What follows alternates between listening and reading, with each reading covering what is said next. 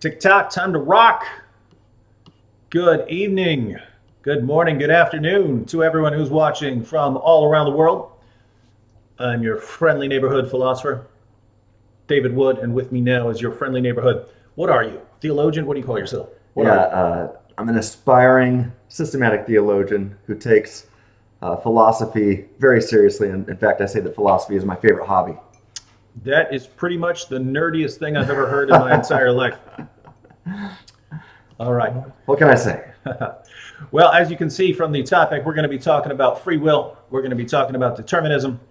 We're going to talk about worldviews that include determinism, worldviews that include free will.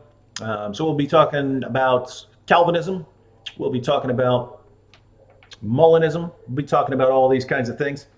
And I don't study these things a tremendous amount. When I used to teach philosophy of human nature, so I had to talk about the main views dealing with, as far as the main three options as far as philosophical determinism or physical determinism. You've got libertarian free will. You've got what's called hard determinism. And then you have what's called soft determinism or compatibilism. Keep in mind that don't take soft determinism as meaning less deterministic. They're every bit as deterministic. They just disagree with hard determinists on the implications. So the philosophical positions, the hard determinists believe that every decision you make is physically determined, right? It's particles in motion. You are everything that you've ever done, you were determined to do. You could not have done otherwise, right? So hard determinists believe that, and the implication that they hold to is that you're not actually morally responsible for your actions. You can still punish people as a deterrent, but they believe, hey, you're not actually responsible. You couldn't have done otherwise. The compatibilists, they believe that you're determined, just like the hard determinists, but they believe it's actually compatible. It's actually compatible with moral responsibility and some kind of freedom. And then you have the libertarians who believe that you are actually capable of doing other than what you do, right? That there are situations you're in which you could actually, there's more than one option. So you're not actually determined by physical causes.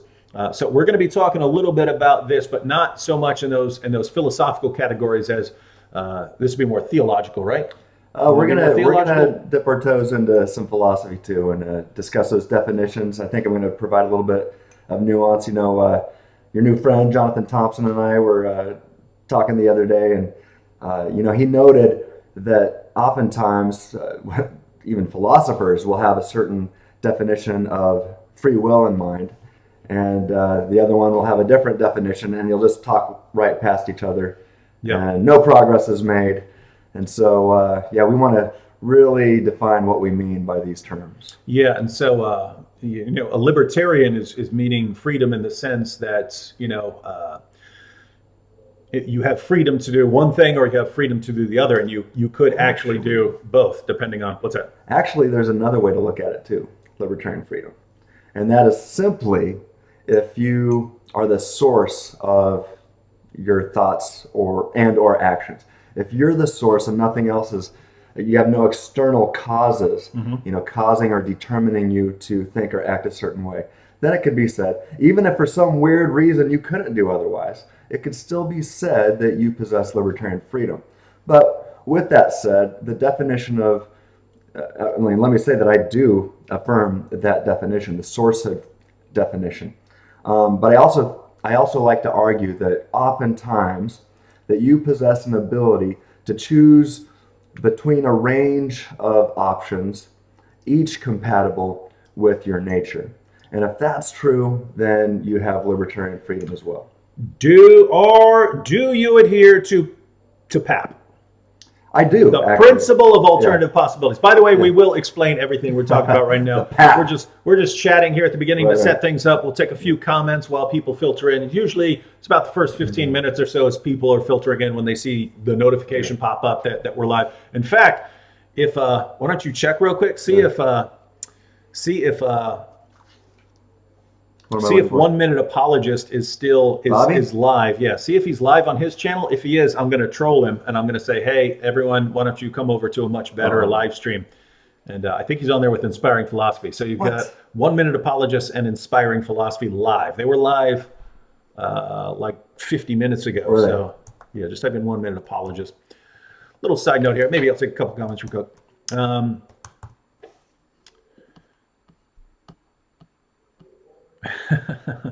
This is funny. We've got you've got some people who are interested in Molinism. That's going to be Who's good that? because are they live? Let's see. Skip ad. They are live. Yeah, they are. They're live. Go ahead and type there. David Wood says, come over to our much better live stream on my channel.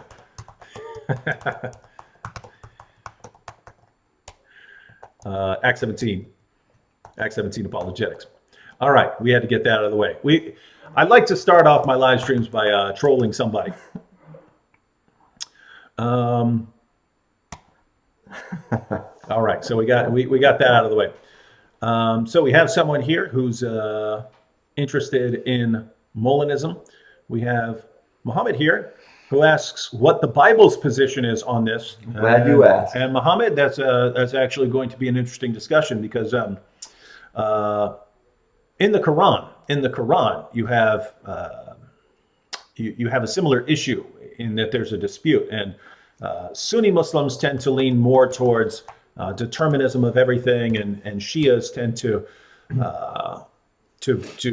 be more libertarian in their views. But there's a debate, even though I'd say there are passages of the Quran that are pretty darn clear. But it's similar in Christianity because you have in the Bible, you have passages that sound like determinism, like some sort of theological determinism that sound like God is controlling everything. So, the hair of your head won't fall to the ground, things like that. I think God is controlling even these little tiny things. But other passages sound like we certainly have the freedom to make a choice, and that God is holding us responsible for the choice that we make. So, yep, we've got some issues here. Does the Quran teach that Allah controls thoughts and beliefs? Yeah, I would say that it does. I could do a live stream on that and bring up and go through all the passages and stuff. But yeah, Cool. I'd like to see that. Yeah. But we'll talk about some of that later tonight. Actually, here, Peanut here says, can you guys give life examples to go with each definition? All right, let's go through the position. I'll mention the positions as I understand them, the basic positions, and you can tell me right or wrong, or if you want to add to these, Okay. right? Okay. So you've got libertarians, as far as the main positions within Christianity, right? You've got libertarianism. Break down libertarianism for us. Mm-hmm. Just ignore my principle of alternative possibilities and things like that. Break down libertarianism for us, and then determinism, and then within those, there are going to be multiple positions that would include libertarian freedom, and they have different views of what God knows, what kind of knowledge God has. So libertarianism. Why don't you break that down for everyone? Me? No, wait, no. Before we do any of that, so we are going to go through these. First, let's talk about why this is important, right? Because I normally deal with like Islam and basic apologetics, and here we are talking about issues that philosophers deal with and theologians deal with, and you've got open theism and classical Arminianism and Molinism and Calvinism and these different positions, right. And you got people like me who don't even have any sort of firm position because I've never thought, I really need to study this for a long time to put my foot down. Yeah. So why should people pay attention to this issue? Why should we think this is important? Well, let me give a few. Because you think it's very important. I do, for several reasons. Yeah. So let me fly over some of these reasons. Number one, for Christians, I think it's important because I believe it's a biblical concept that libertarian freedom is taught, or at least heavily implied in Scripture. I think we can look at Deuteronomy. We can look at all the passages that talk about self-control or self-examination, things like that. But I like to start with 1 Corinthians 10:13. You know, Paul is clear in that passage that every time, at least for Christians, right? At least for Christians, if the Christian is tempted to sin, God promises to provide a way of escape. Well, I know that as a Christian, I still sin. I know David doesn't very often, but maybe occasionally. So what follows from that is every time that Dave sins or I sin, God provided a way of escape, an ability to do otherwise, even. So that's a stronger than the sourcehood view of libertarian freedom that I was talking about earlier. So yeah, every time that I sin as a Christian, there was a way of escape available for me, and I failed to take it. Therefore, I'm responsible. So I can't say the devil made me do it, and I definitely better not say God made me do it when I sin. I'm responsible because I'm able not to sin because God has given me a way of escape. And because I was able and I failed, now I'm responsible for my sins, for falling into temptation. So that's just one example of libertarian freedom implied in Scripture. The next that I'd say, another reason why it's important, is because I believe if humanity does not possess libertarian freedom, that perfect being theology is eventually going to fall apart. I can unpack that later a bit more. The third reason, ultimately, if humans possess libertarian free will, it can be used as an apologetic to point towards the existence of God. And I'll talk about that later. The fourth reason why libertarian freedom or libertarian free will is important is because it makes morality possible. The fifth reason that libertarian freedom is important is it makes rationality possible, and thus knowledge gained via rationality possible. The sixth reason is that life seems to be meaningless and purposeless and unimportant if we don't possess libertarian freedom. If everything is causally determined, the many naturalists and atheists would say that all things are causally determined basically by physics and chemistry or the forces of nature. Well, if that's the case, then everything I think and do and everything that you think and do is causally determined. It's not up to you. It's up to physics and chemistry and the forces of nature. And if that's the case, then life seems to be meaningless. So that, and unimportant. And that's another reason why I think libertarian freedom is important. What else? Oh, well, I think for theists and Christians especially, I think libertarian free will is important because it provides a defense or a way to destroy, if you will, the greatest objection raised against the greatest being the problem of evil. And I believe that you can appeal to free will to defeat the moral problem of evil, the natural problem of evil, seemingly gratuitous problems of evil, and really, etc. I think there's many ways. In fact, I'm working on a journal article right now. I'm a little teaser, even how this can help us answer problems related to divine hiddenness. I won't get into the details there tonight because I'm still working on that article. But yeah, finally, I think the eighth reason, I think I'm on number 8, is that libertarian free will makes it possible to experience true love. So I've written a lot about that. So yeah, those are at least 8 reasons. There's probably more, but yeah, I'd say it's a biblical concept. It's vital when it comes to apologetics. In fact, I'd say it's highly related to much of the cumulative case of apologetics. The cumulative case that Dr. Craig and other philosophers like him offer, and even more arguments that many people aren't aware of. So it's important for many reasons. All right. Tatiana says, this is complicated. Yeah, it can be complicated, but sometimes it's good to think through complicated things. But the core issues, anyone can get these. It'll especially be complicated if you're going through this for the first time. But just think about this, right? If the physical world is all that exists, right? So if the physical world here's the sort of problems in the different contexts.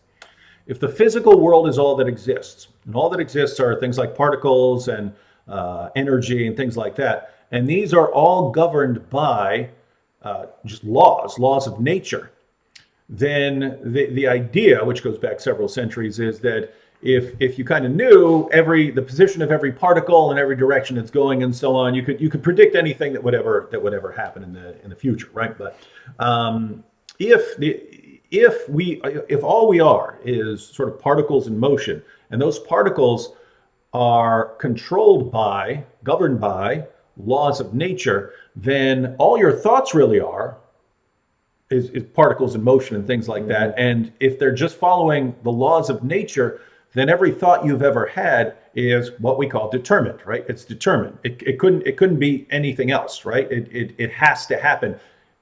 Given the causes that came before it, there's only one possible outcome here, right? So you have the causes. The causes were in place before you were born. So every decision you've ever made was, you say, causally determined by what came before it, right?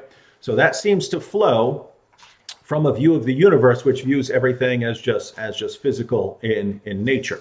Now, if you're a Christian,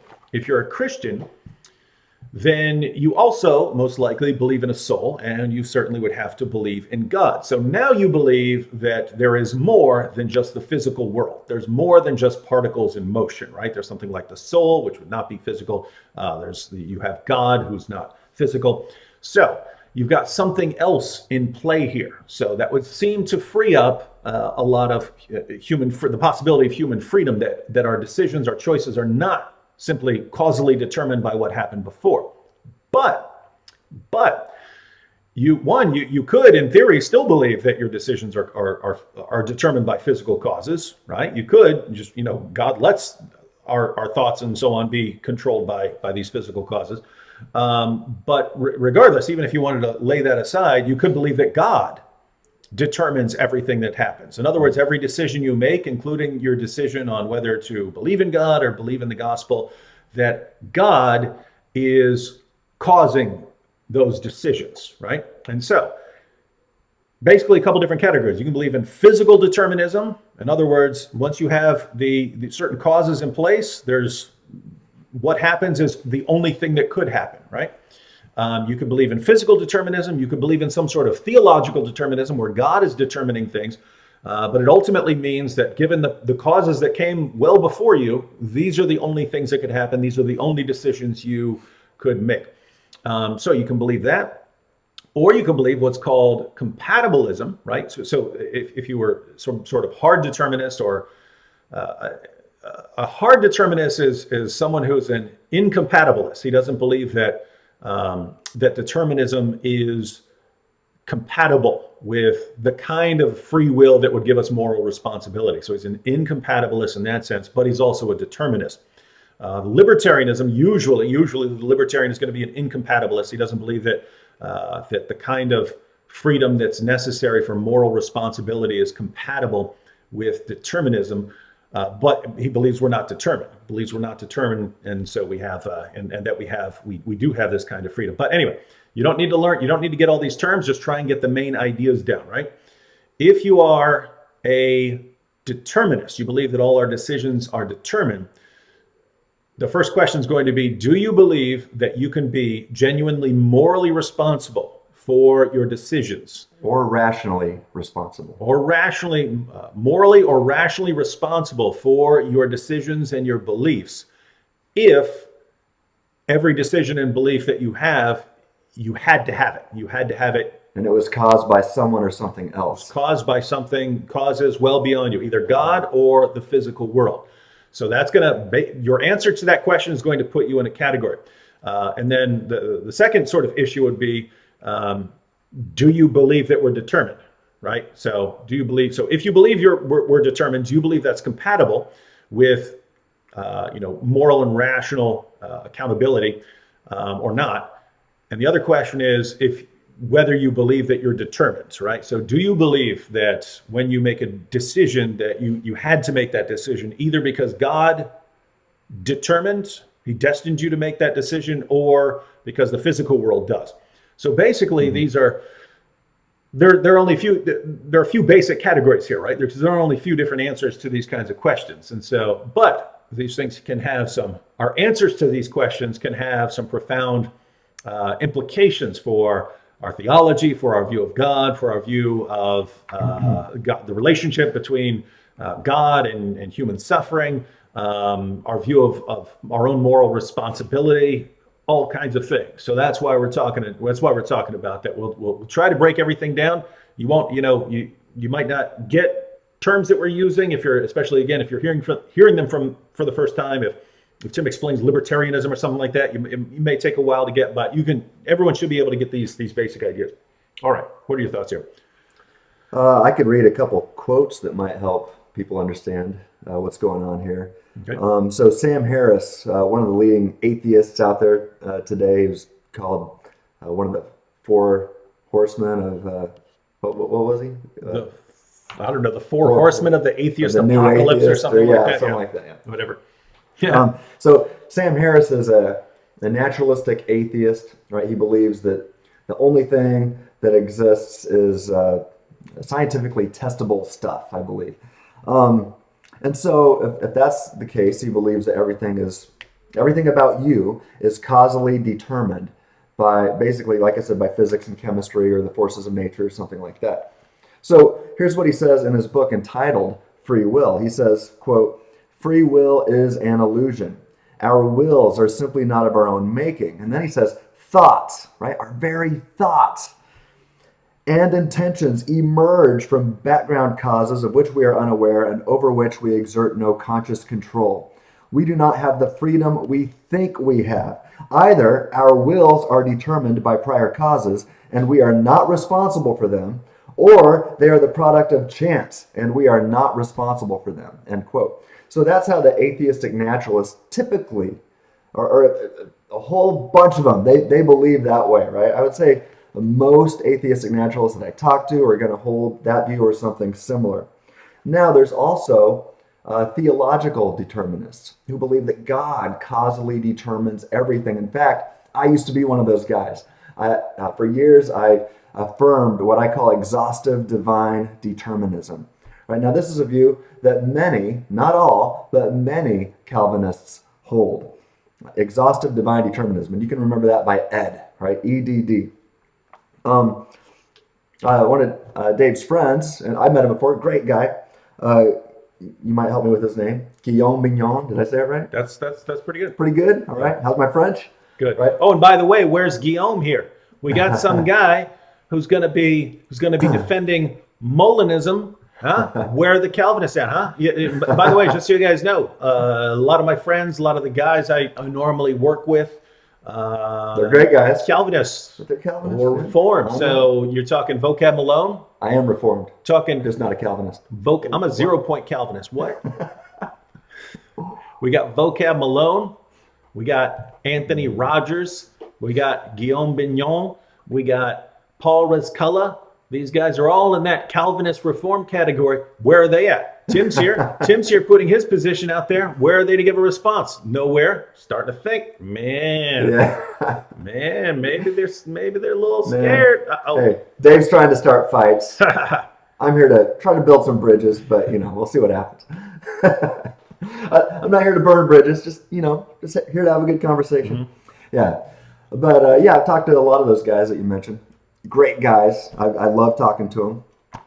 And that's the great thing about doing theology with brothers and sisters in Christ. I love disagreeing with people because, man, that's how iron sharpens iron. And I'm willing to be wrong. I used to be a Calvinist and I left that camp. I was convinced that I was wrong.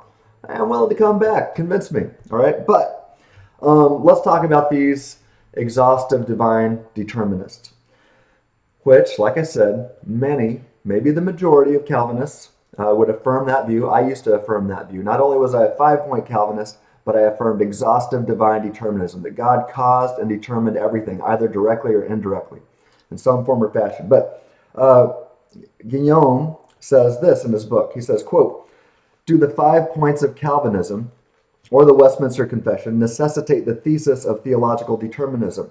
I assert that they do. It will be so as a matter of definition. Theological determinism, or EDD, will be referred to as the Calvinistic view, or simply Calvinism," end quote. And in addition, let me get my notes together here. In addition, the Calvinist Matthew J. Hart, in his recent essay, wrote something similar. Quote, Calvinists, I shall assume, are theological determinists. They hold that God causes every contingent event, either directly or indirectly. And so really, atheistic naturalists and exhaustive divine determinists, they hold the same view but for different reasons, right? Something other than you causes and determines everything about you. And yeah, Dave, as we were talking about earlier, really that's kind of the Islamic view too, especially when it comes to thinking, that Allah causes and determines everybody's thoughts. Now, would that be true, you think, all the time or just occasionally, or? You mean from an Islamic perspective? Yeah, from the Islamic perspective. I mean, certainly on the big issues. So, for instance, in the you find this throughout the Quran, but I mean, it becomes very, very clear as well in the Hadith. There's a story where Adam and Moses have a little argument, and Moses points to Adam. Moses points to Adam and says, "You're the cause of all this suffering." And Adam says, "Why are you blaming me for something that God determined I would do really? long before I was born?" Wow. Yeah. So you can't blame. Notice he's saying, "Don't blame me. Don't blame me for what I've done." So I mean, that's almost, hey, you're not morally responsible for what you did because you were determined to do it. So interesting stuff. Interesting stuff there. So guys, there are these couple of categories, right? If you're a libertarian, right? If you're a libertarian, you believe that you have a certain kind of freedom, which normally includes the ability to do otherwise, so alternative possibilities. But at least you're the source of your actions, in the sense that it was not determined by something apart from you or before you. Is that correct? I mean, I've got here in one of my articles on my website at freethinkingministries.com. I'm really focused on. But what's more important to me when I'm arguing for free will isn't that I have the freedom to raise my right hand. I think that's important. But what's more important for me, what I do most of my work focusing on, is the freedom to think. And so that's why we're called Free Thinking Ministries. And I like to show that atheists who like to call themselves free thinkers don't have logical access to that term. Yeah, do we want to address that now? Because I think that's massively important. Do we want to address that now or later? Because it's first. Let me just break down the positions I was mentioning. So the important categories for these discussions usually, right, is one whether you're a libertarian or a determinist. If you're a libertarian, we're talking about in the theological sense now. So we're talking about the relationship between actions and God, right? Actions and decisions and choices, things like that. Those things and God. What's the relationship?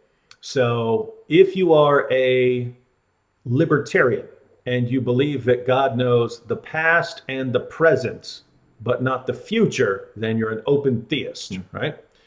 If you're a libertarian and you believe that God knows the past and the present and the future, but not counterfactuals, that's sort of classical Arminianism.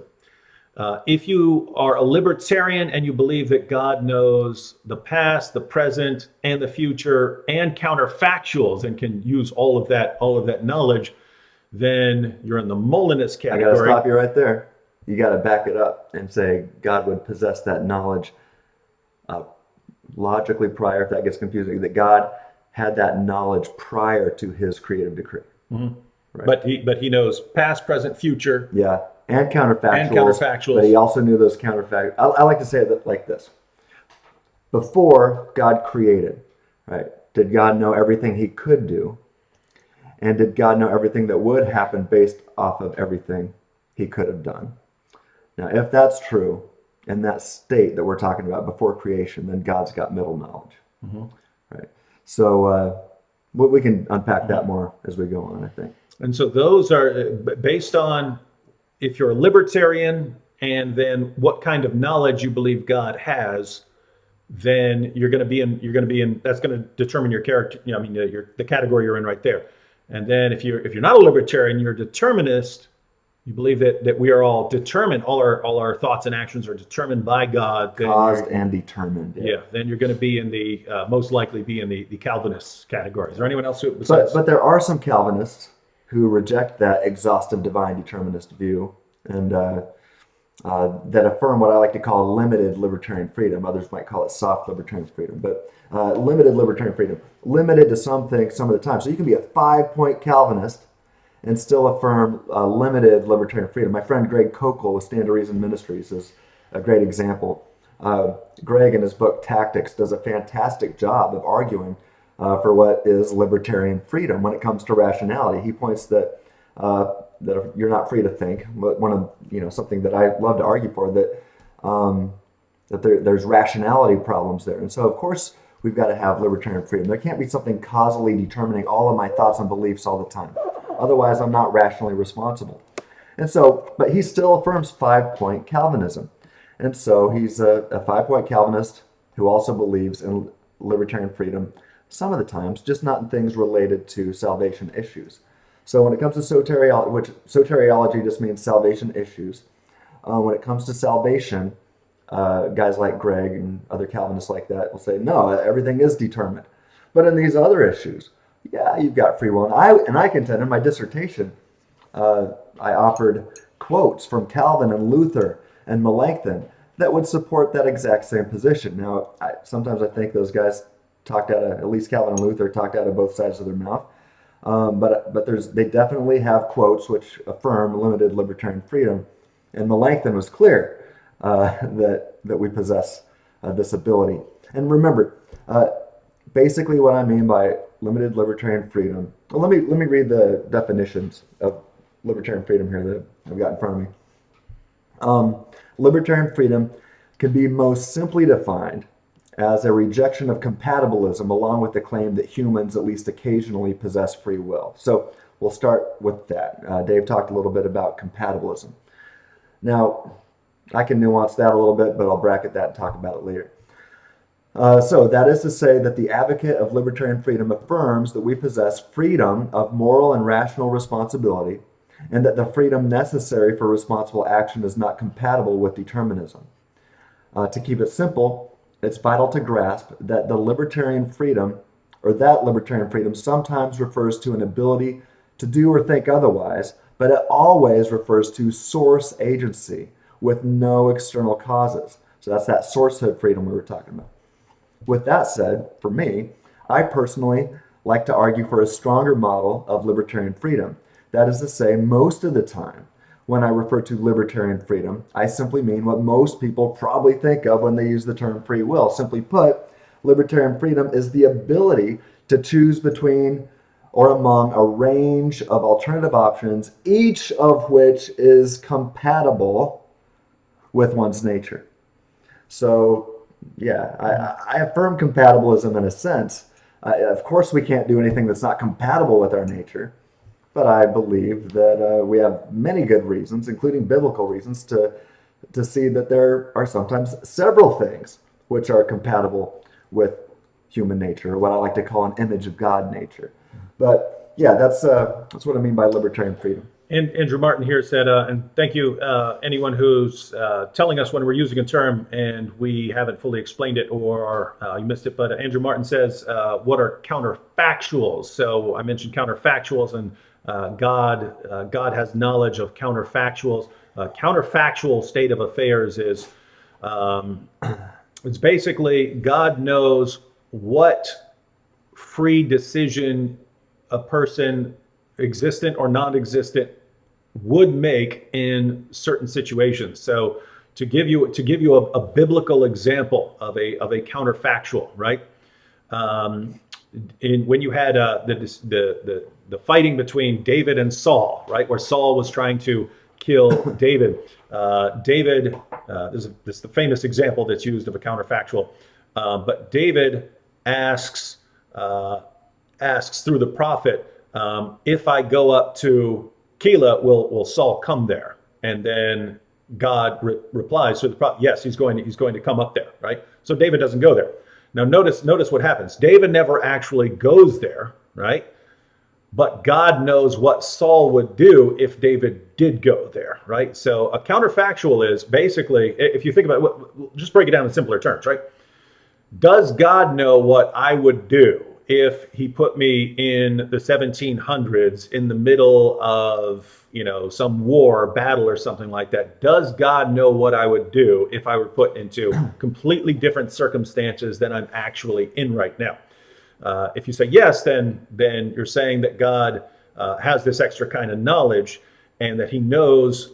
Counterfactual mean counter to fact, right? So the fact is I'm not there, right? I'm not there. What if I were? What if I were in that situation? Would God know what I would do in that situation? So the idea is before God created anything, right? Before God created anything, does God know what every possible being that he could create would do in various circumstances that they were in?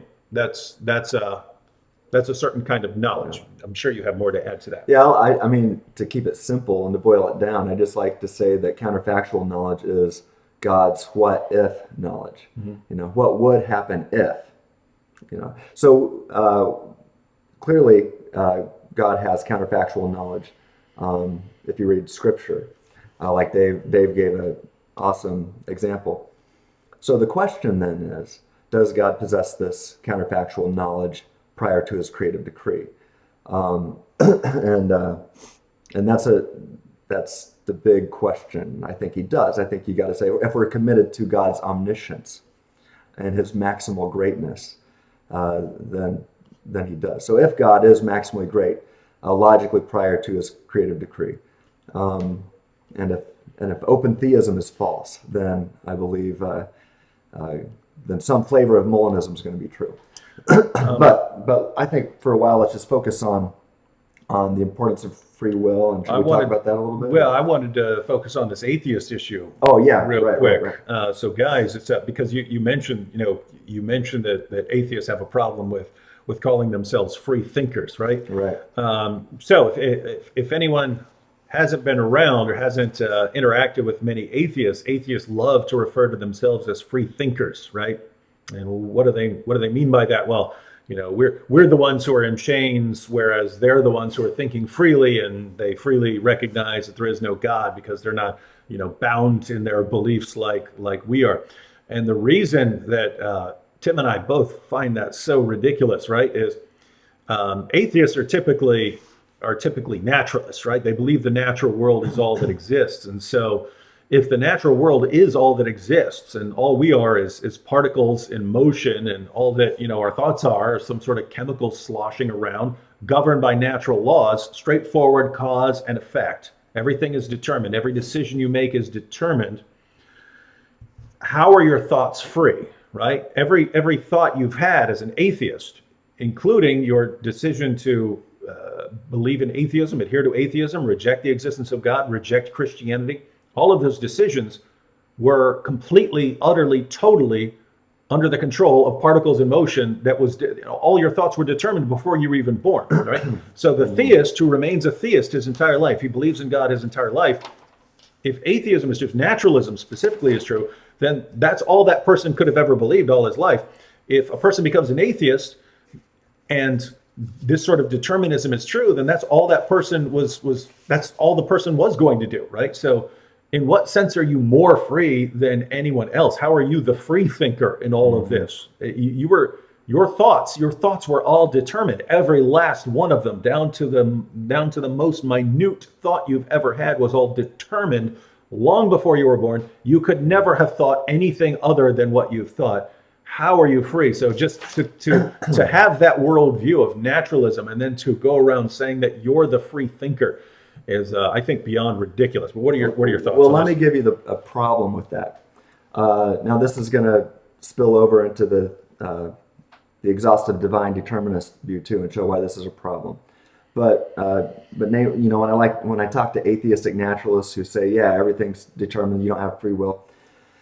I like to say this. I like to give a thought experiment, and I say, suppose a mad scientist somehow got control of your brain, and so he is now able to causally determine everything you think about your beliefs, and all of your beliefs about your thoughts this guy causally determines exactly what you think of and about and exactly how you think of and about it.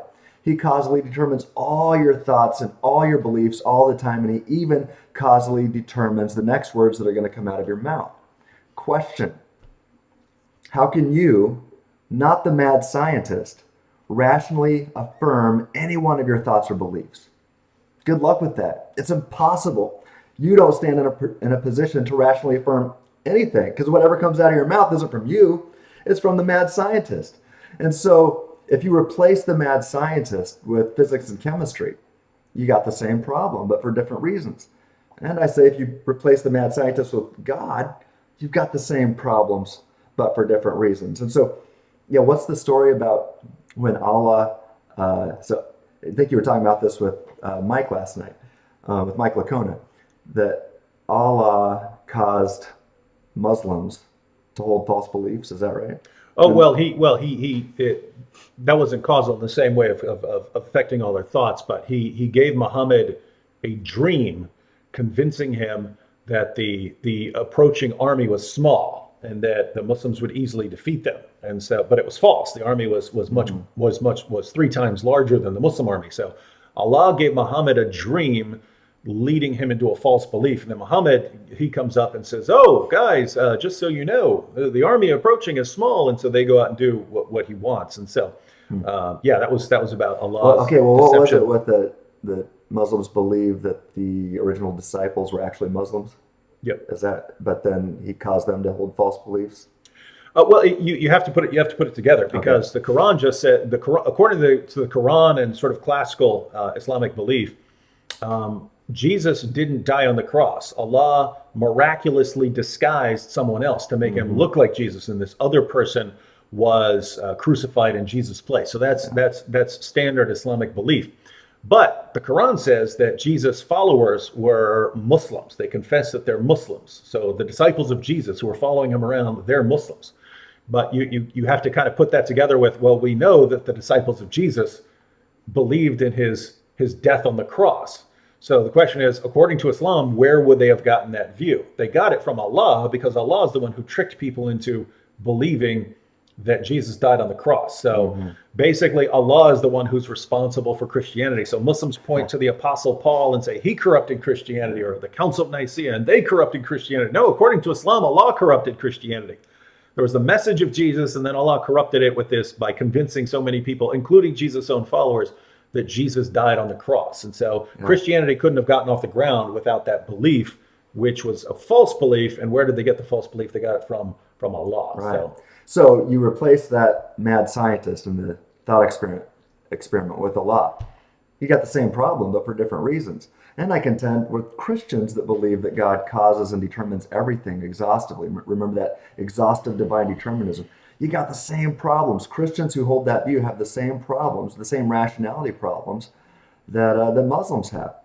And especially we know this because Christians disagree with each other all the time, right? So if God is the one that causes and determines this disagreement, he could be causing and determining one person to hold true beliefs and the other to hold false beliefs, but nobody would stand in a position to know who actually is the one that doesn't hold the false beliefs. You could only assume it.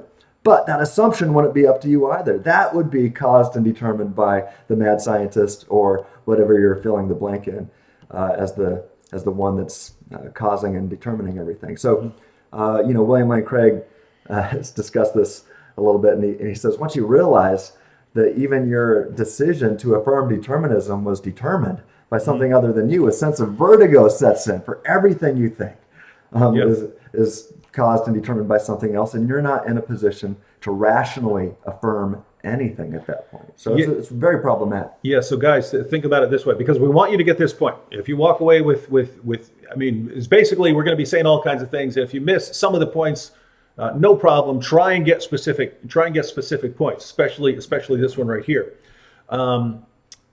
If you're a naturalist, right, you believe the natural world is all that exists. Our thoughts are, again, chemicals, particles in motion. It's straightforward cause and effect, right?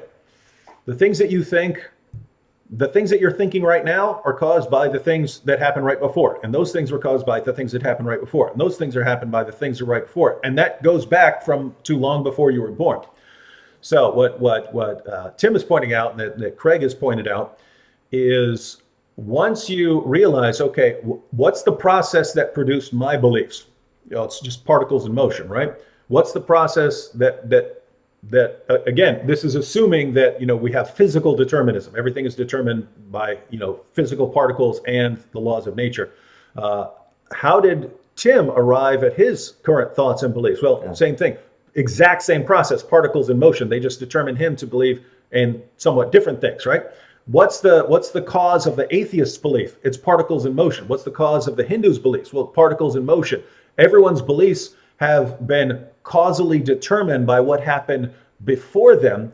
And what that means is, everyone thinks they're right, but it's the exact same process that produced all these contradictory beliefs. The same process produced all these contradictory beliefs and causes all these different people to really strictly adhere to their beliefs. How in the name of common sense can you even take your belief in determinism seriously when you know the process that produced it is just particles in motion? And so it's just very, very weird. Let me read our friend Greg Kokel's quote from his book, Tactics. He says, book. Yeah. He says, the problem with determinism is that without freedom, rationality would have no room to operate. Arguments would not matter, since no one would be able to base beliefs on adequate reasons. One could never judge between a good idea and a bad one. One would only hold beliefs because he had been predetermined to do so. Although it's theoretically possible that determinism is true, there is no internal contradiction as far as I can tell. No one could ever know it if it were. Every one of our thoughts, dispositions, and opinions would have been decided for us by factors completely out of our control. Therefore, in practice, arguments for determinism are self-defeating, end quote. I think he hits the nail on the head with that thing. Mm-hmm. So, and he's a 5-point Calvinist. So I just want to show you guys here. I mean, Greg and I have argued over Calvinism before, over 5-point Calvinism, but at least we agree on this limited libertarian freedom that is vital for rationality, vital for morality, vital for love, and ultimately is a powerful apologetic, not just for the existence of God, but I also say for the biblical view of God. We can talk about that more as we go on too. So, all right. Couple comments here. Thomas Watkins says, David, isn't free thinking in the dictionary? Free thinking equals atheism. And that's sort of the influence on atheism, right? By running around calling themselves the free thinkers, that became associated with atheism. So the point is, they can't legitimately hold that title about themselves. Yeah, right? When I went to Biola University and got my master's degree in apologetics there, I did my master's thesis on something called the free thinking argument, something that I kind of came up with there. And I call it the free thinking argument because I was having a lot of arguments with a scientist at the local university where I live. And he's an atheist and he's an ardent determinist. Yet he also led the local free thinkers group. But he would always tell me, Tim, you don't have free will. And but then he would say that he's a free thinker. And I said, wait a second. If there's no free will, there's no free thinking. And realized that kind of, he really struggled with that. And I started, putting pen to paper and came up with a good argument that demonstrates that atheists don't have logical access to that term, free thinkers. But I think Christians do, not only for biblical reasons, but for theological and philosophical reasons. Christians have access to the term free thinking. So I'm taking that term back from the atheists because they don't have rights to it, and we're the ones that have logical rights to it. So that's why I call it free thinking ministries. I feel similarly, although it's not quite the same, but I feel similarly about the term skeptic, right? Like all these atheists are running around with skeptic with their name, right? Yeah. And you ask what they believe about the world and how life formed and all these things, and they're like, they're completely gullible with a lot of their beliefs. Now, to be clear, this is not all of them. Some of them will say, I don't know how the universe began. I don't know how to believe this. But when you start saying, no, this is how life formed, and this is how the world began, and stuff like this, and it's all, and I do believe that there is an alternative infinite array of universes out there, distinct from our own. And you say, what evidence have you been given for that? What evidence have you been given for your view of the origin of life? What evidence have you been given about this? It's clear that they're not applying their skepticism to their own beliefs, right? So I would say they're not really skeptics. They're skeptical of things they don't want to believe. They're skeptical of things they don't want to believe, but as soon as it's something they do want to believe, like, let's say, just to give an easy example, if atheists believe in objective moral values, right, that we have genuine moral responsibilities that aren't some sort of illusion, that weren't just put into us by society, that aren't just hardwiring in our brain, that we actually have moral obligations, objective moral obligations. If an atheist believes in those, well, he hasn't applied his skepticism in the same way that he applies his skepticism to God. He hasn't done it. So atheists are basically inconsistent skeptics, but guess what? Anyone can be an inconsistent skeptic, right? A Muslim can just believe what he's taught to believe about Islam, but then apply his skepticism to Christianity, right? Anyone can do that.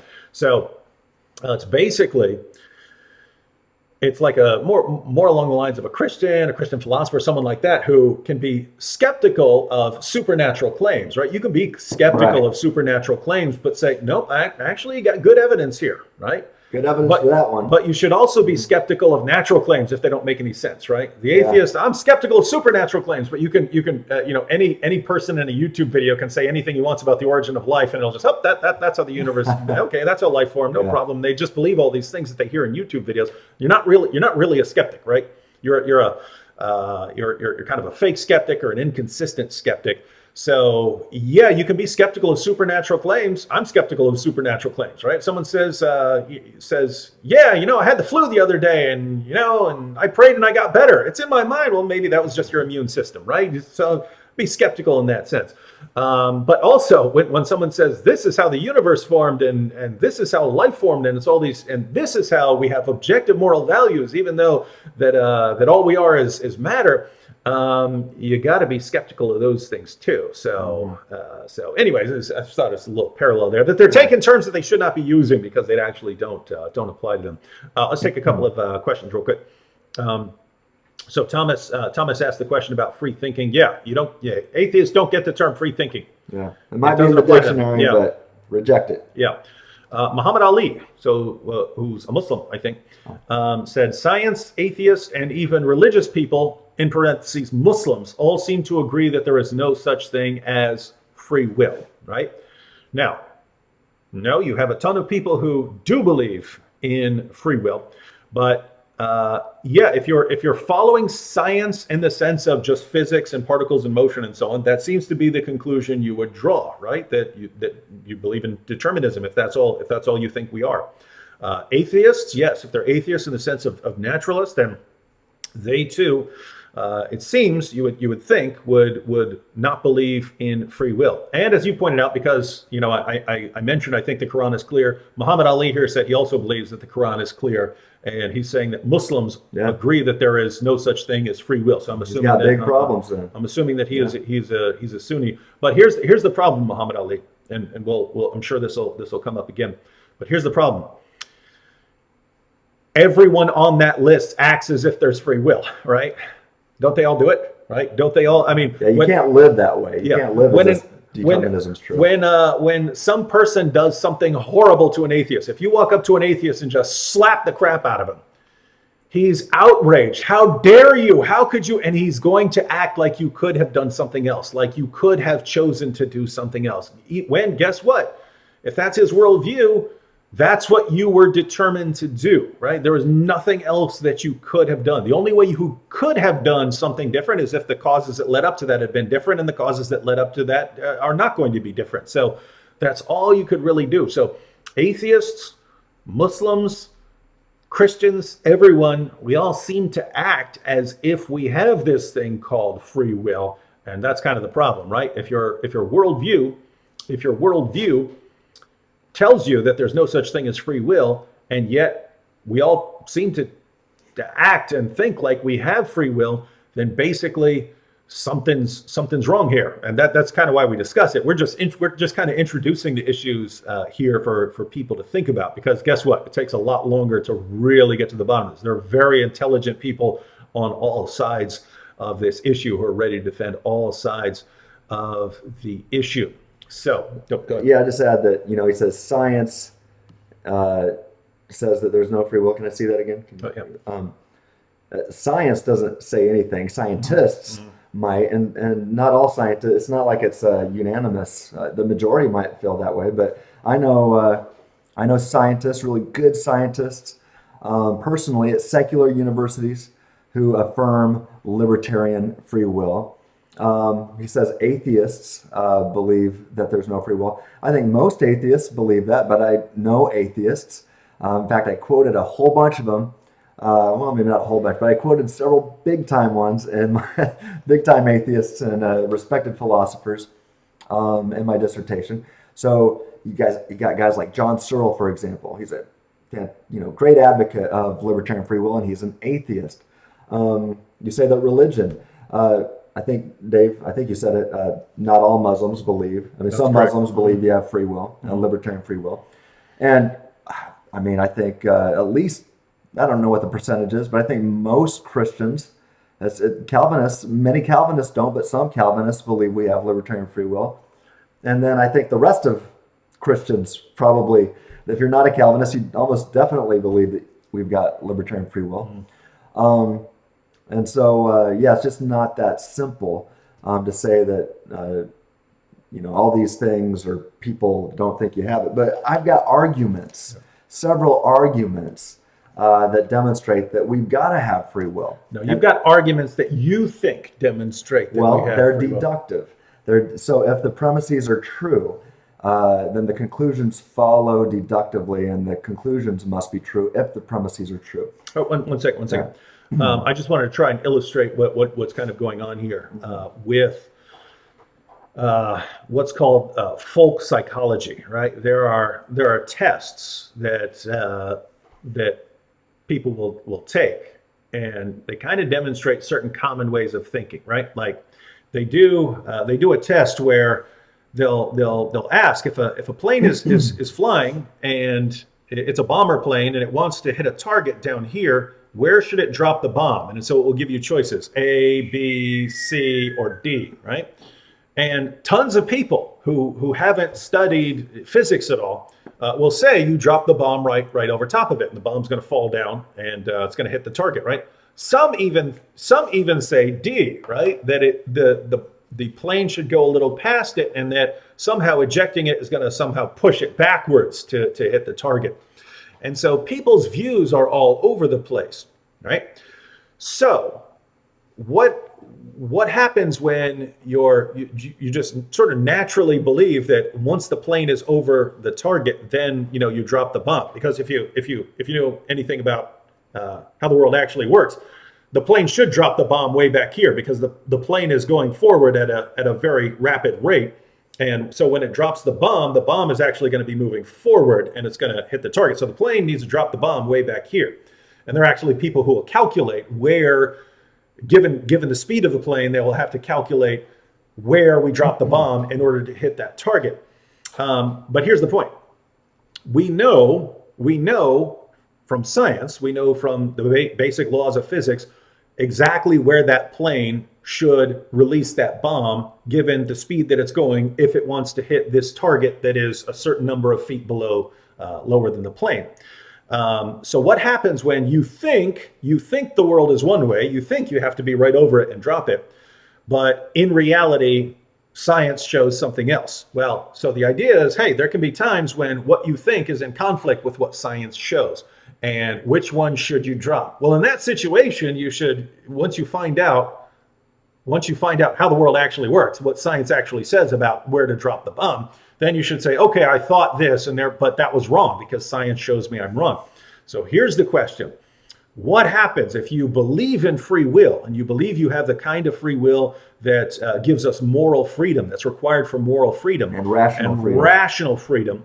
What happens if you believe that you have that kind of freedom, but the scientist comes in and says, actually, no, every thought you've ever had, you are determined to have that thought. And guess what? The process, the same cause and effect that leads to true beliefs in certain cases, leads to false beliefs in other cases. And particles do not care. Particles do not care about true or false, right? So how can you trust any beliefs when the exact same process that produces true beliefs also produces false beliefs? And again, the particles do not care. So you can't just say, here's the particles I were given and mine are all correct and everyone else's are wrong.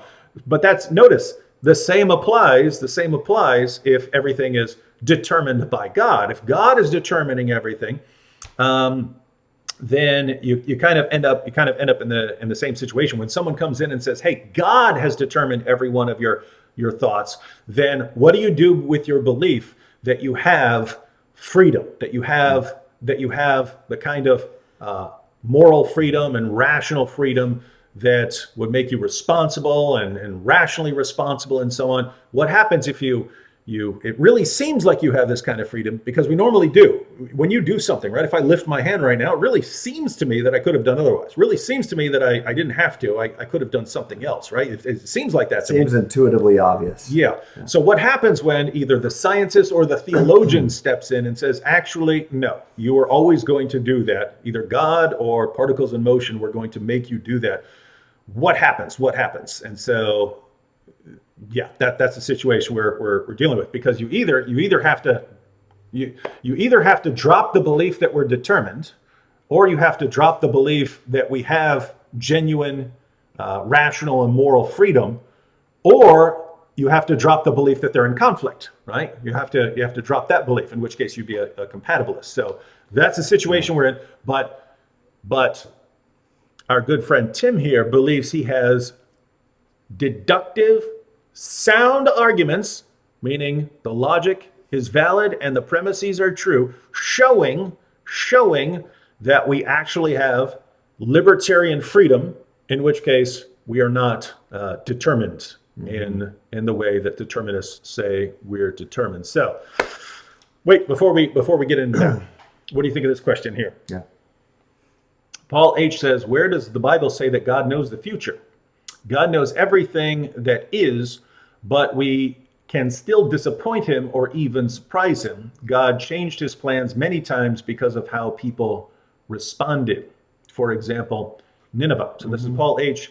in the super chat. So he's claiming, I'm guessing Paul is an open theist, that God does not know the future. That God does not know the future. So what are your thoughts on that? Kirk McGregor, I just had him as a guest on my podcast, and I interviewed him for 2 hours, and he probably talked about this for, it seemed like an hour. So I'd encourage people to go look at Kirk McGregor's work. He's a philosopher and a great theologian, and he talks about these anthropomorphisms and manners of speaking about God changing his mind. And with Molinism, it makes perfect sense.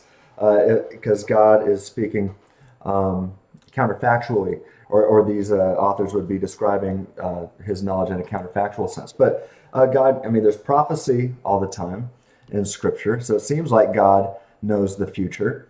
And if these beings are free and God's not causally determining, then God has to know the future of free creatures. And I've got biblical and philosophical arguments demonstrating that we are free. So on top of that, a maximally great being would know the future. So the vast majority of Christians throughout history believe that God knows the future.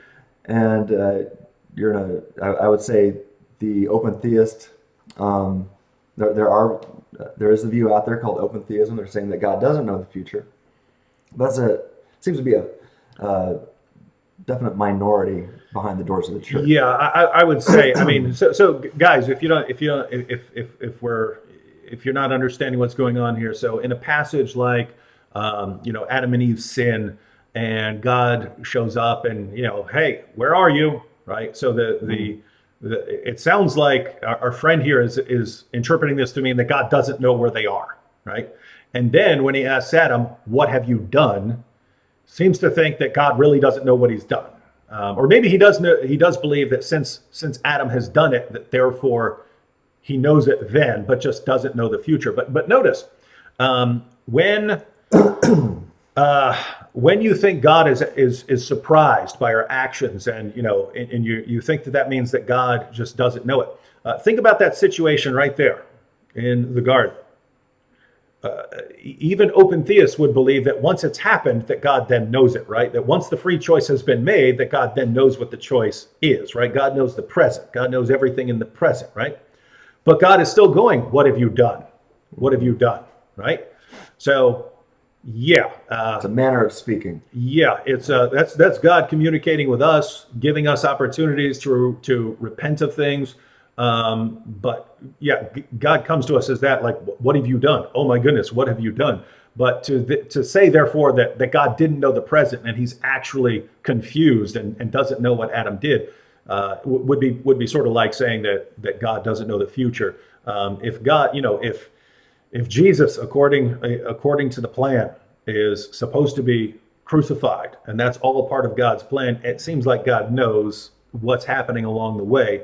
Even though when we sin, he can say, what have you done here? Oh my goodness, right? So that would be the normal position. I think that would be the natural understanding of Scripture. One comment I did want to focus on here that's off topic, but important enough to go off topic, I think. Bisman Gaming said, I want to believe in God, but I've been through too much stuff to believe he is real. I don't know. So notice, he's been through too much stuff to believe God is real. Bisman, I would argue with you. I would say that if you've been through a lot of stuff, then God exists. Right? If you've been through a lot of stuff, then God exists. If you've been through horrible times, then God exists. You say, what does that mean? Well, guess what? In order for you to go through a lot of stuff, what do you need? You need a universe, right? Where are you getting your universe from? Not just any sort of universe.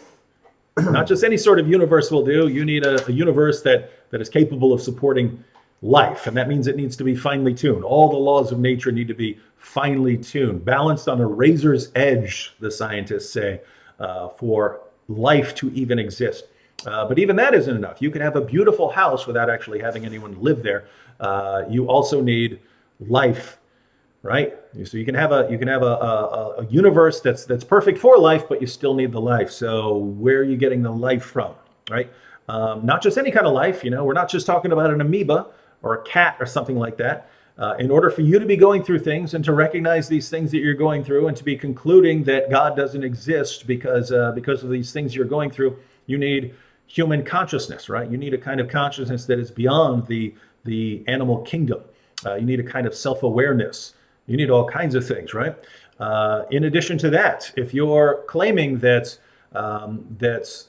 belief in God is somehow inconsistent with all of the things that you've gone through, this means that you believe in laws of logic. What in the world are laws of logic, right? What in the world are laws of logic? They're not. You don't find them with a microscope or with a telescope. They're not physical. They're conceptual, right? They're concepts. That means they exist in the mind. But guess what? The laws of logic were true before any human being existed, and so there were concepts that are grounded in something that pre-exists us. And so you have some sort of conscious mind that is grounding all these things and mathematical truth. So you have all of that, and also you believe that you are capable of reasoning through these things properly, using logic, using your reason. This means that you trust your cognitive faculties. But if atheism is certainly naturalism, if naturalism were true, where did you get your reasoning ability? Well, as we've been pointing out, one, all your thoughts are causally determined. So I certainly wouldn't trust my reasoning ability if I thought that every thought that has ever entered my mind was caused by something that pre-existed me.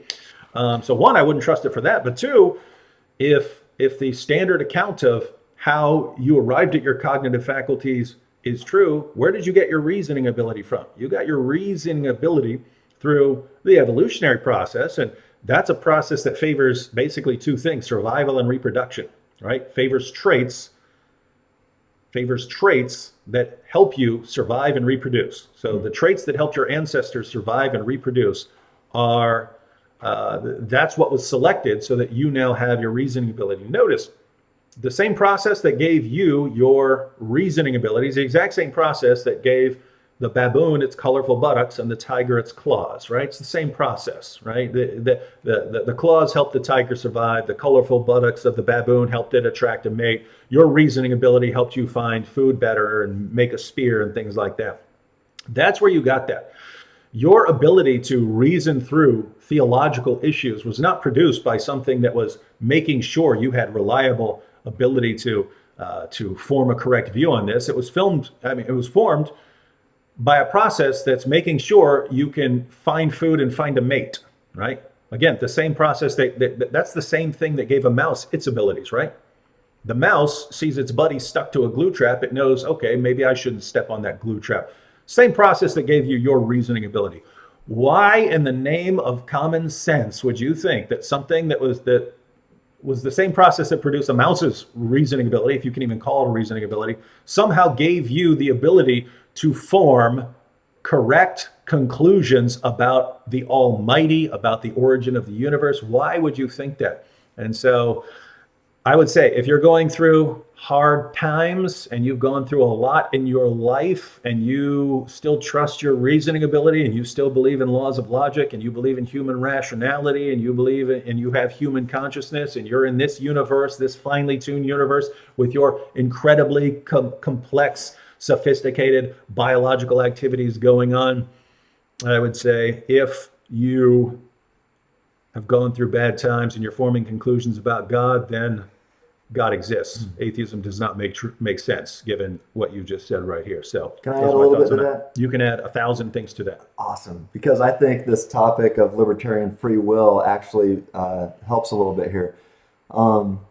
So I want you to take a moment and think about a story with me. What if it's true that God created humans to be in a true love relationship with Him and all people for eternity? You know, I believe that true love requires libertarian free will, and I believe that God created humanity with libertarian free will so that we could be in a true love relationship with God and all people. But love, if love requires freedom, then the same ability that allows you to love and other people to love, when used in a backwards manner, is evil. And that's easy to remember because love spelled backwards is evil. Well, that's not the right spelling, but you can remember it that way. All right. So love backwards is evil. Well, I believe that you just evil. Okay. So I think that the suffering, that so much of it that we experience, so much, you say that you've been through too much. Well, I'm guessing that a lot of that is pain and evil and suffering and affliction. Well, Paul says in 2 Corinthians 4:17 that these light momentary afflictions are preparing us for an eternal weight of glory beyond all comparison. Paul's basically saying that pain, evil, suffering, and affliction prepares you for eternity, right? No pain, no gain. It's basically what he's the first person to ever say that, basically, is no pain, no gain.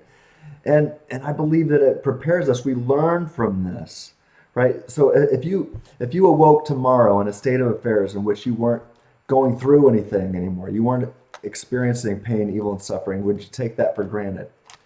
I bet you'd say, yeah, this is the way it's supposed to be. This is the way it ought to be. And I agree with you. That is the way it ought to be. But I think you won't take that for granted. I know I won't. I've experienced a lot of suffering myself, a ton of it. I've experienced a lot of evil. I know Dave has too. And what are you talking about? You're like Mr. Perfect, Mr. Perfect family. What's the worst thing? He blew out his knee, so he can't fight MMA anymore. Yeah, that's like right. The end of his world. I wish that was it. Now, I've experienced moral evil from people. I've experienced natural evil. He mentioned some of it. I've experienced the way things ought not be. That's evil. And I know that when I wake up one day in a state of affairs in which there is no pain, evil, and suffering, which I'm not experiencing it or anybody else is experiencing it, I know I won't take it for granted. Now, Paul says that this prepares us for that state, right? The suffering prepares us for that state of affairs, for eternity. But how does it prepare us?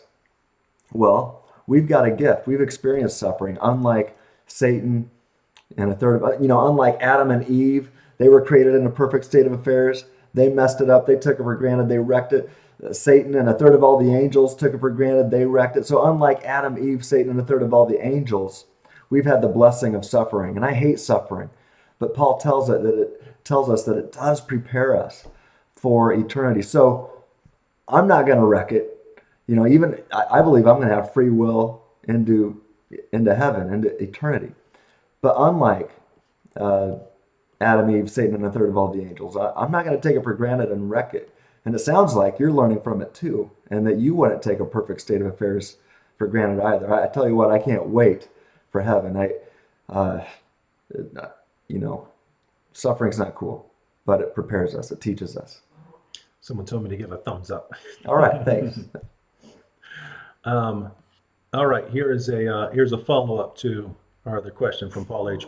He said, how about the example of Nineveh, though? This prophecy clearly wasn't fulfilled because of their response. So the claim here is that in Jonah, God says he's going to destroy Nineveh. And then he sends Jonah there. Jonah tries to run away. Why? Because it had been prophesied that the Assyrians are going to come and destroy Israel, right? So been prophesied. Jonah knows this. And so when God says, go preach there so that I won't destroy them, Jonah tries to run away, right? If Jonah runs away, then they're not going to hear, and then they won't repent, and then they won't be around to fulfill the prophecy. Yeah, what would happen if? Mm-hmm. Yeah.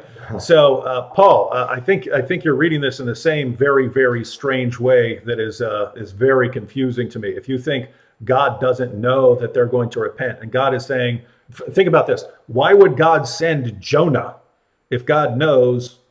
If God doesn't, let me put it this way. If God is saying, I'm going to destroy them, and that's what I'm going to do, why would he send Jonah to preach to them, giving them the opportunity to repent? Why would he do that, right? You're saying he's just going to destroy them. And so, oopsie, he couldn't fulfill his own prophecy because he didn't know they were going to repent.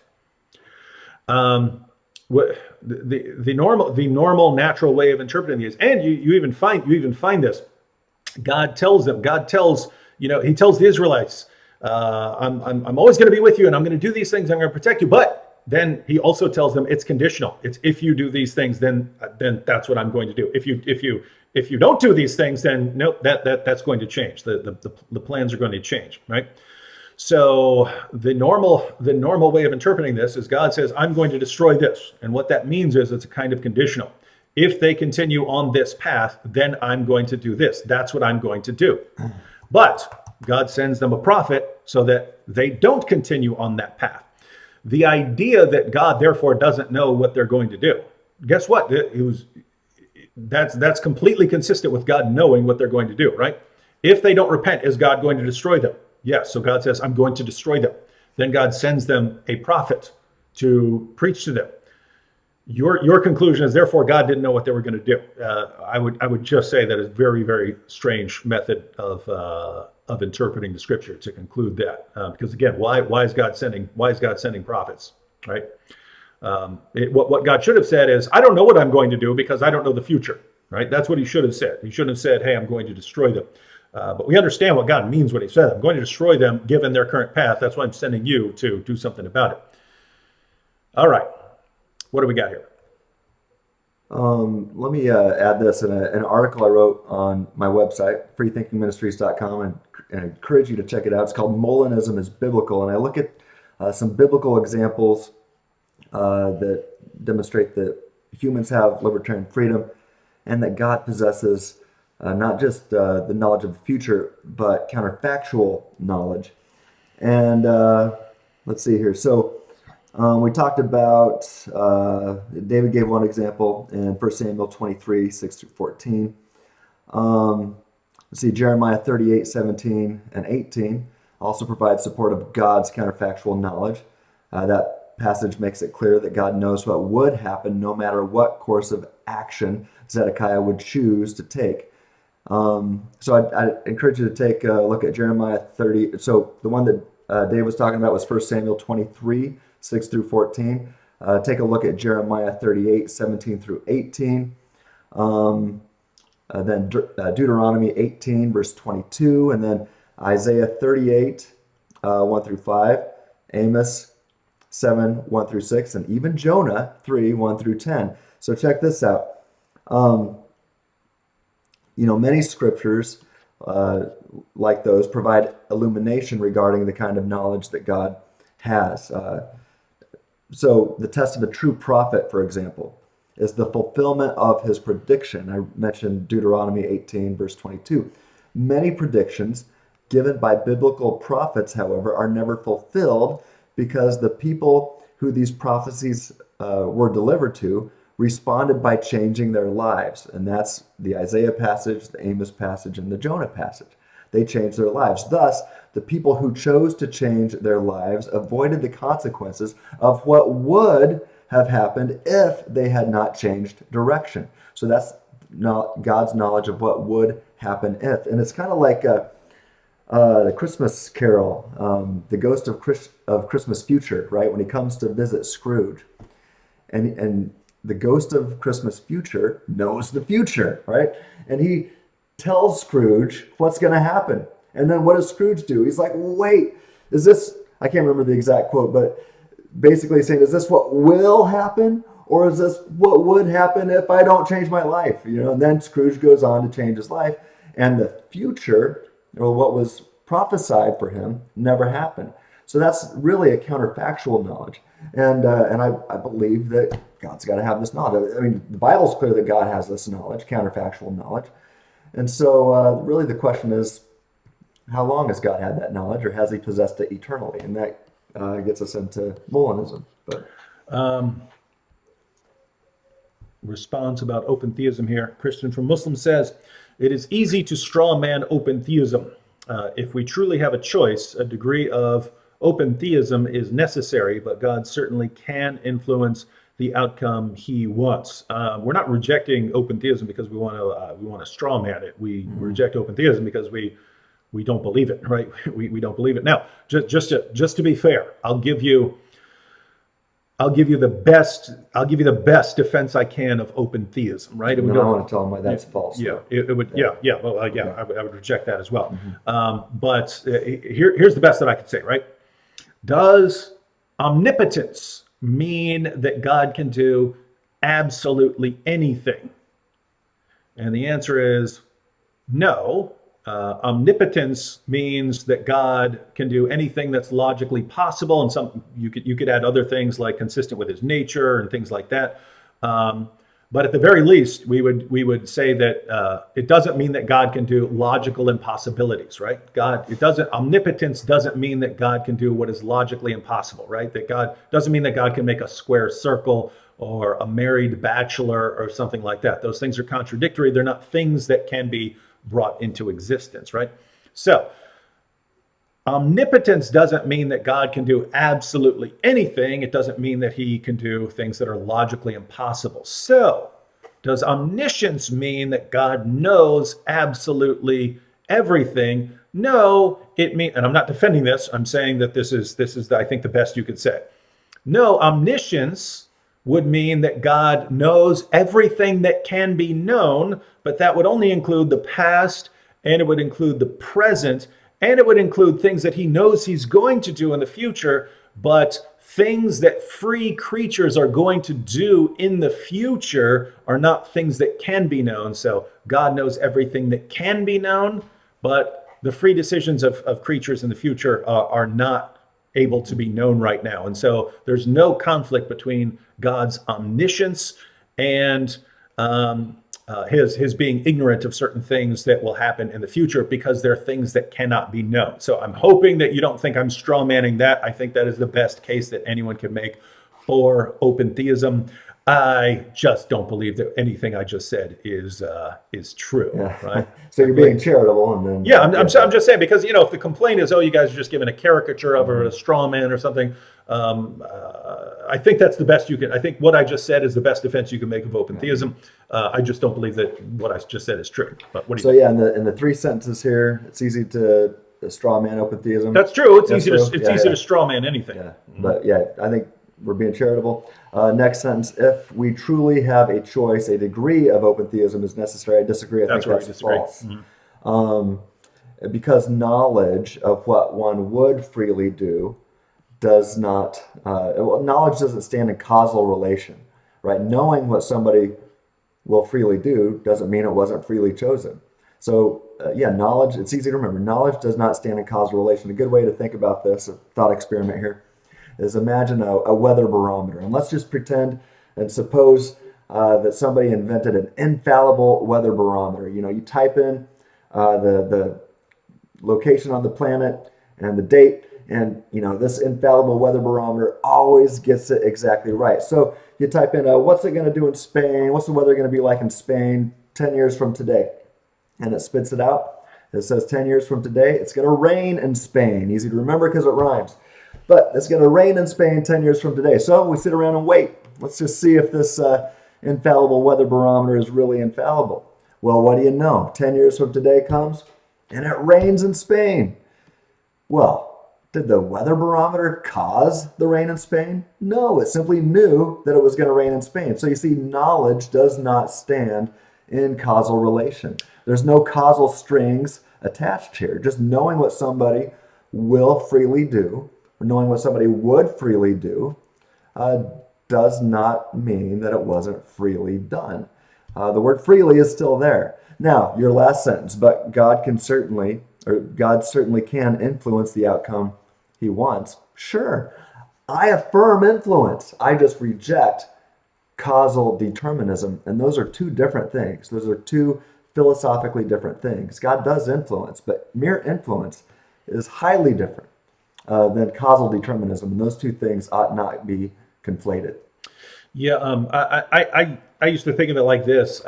Imagine that we could actually travel through time, and you go back to a time when someone's about to do something, and you know what they're going to do. And let's suppose that you can only time travel as an observer, right? You can go back, and all you can do is observe, and you don't actually causally influence anything. You have no impact on what's going on.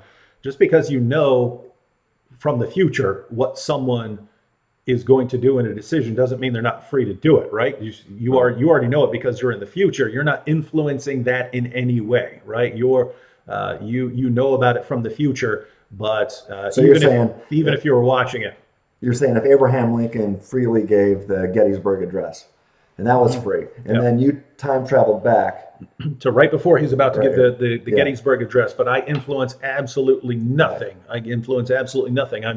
It allows you to go back and observe in an invisible fashion. Yeah. He doesn't lose his freedom all of a sudden, magically. Yeah, I wouldn't. Right. Yeah, I would have no idea how my observing this, or being aware of it, or having the knowledge of what he's going to do would somehow take away his freedom. That's good. And likewise, I wouldn't understand how God, knowing all of our free decisions, because however you want to put it, whether God is timeless, however you want to put it, that God sees everything as present before him.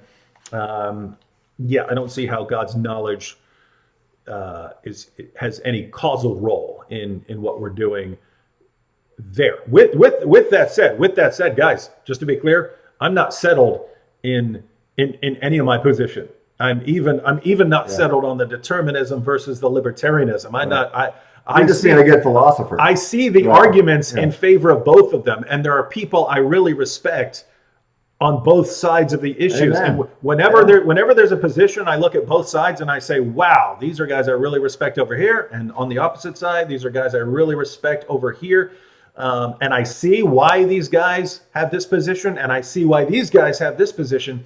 And I do see some difficulties with that position, and I do see some difficulties with that position. I normally think to myself, wow, I probably am not going to get to the bottom of that unless I really, really spend a lot of time studying this issue and going through at least the major works on the issue before coming down on one side or the other. But this is one of the issues where I've just never taken a lot of time because I'm kind of always busy dealing with, Islam or atheists or something like that. And this is what I did my doctoral dissertation on. Yeah, so this is my laser focus. Yeah, so basically, when you hear me defending a certain position or defending a certain perspective, don't think, oh, this is David's position. I don't have it. I'm basically trying to give the argument state the argument as clearly as I can.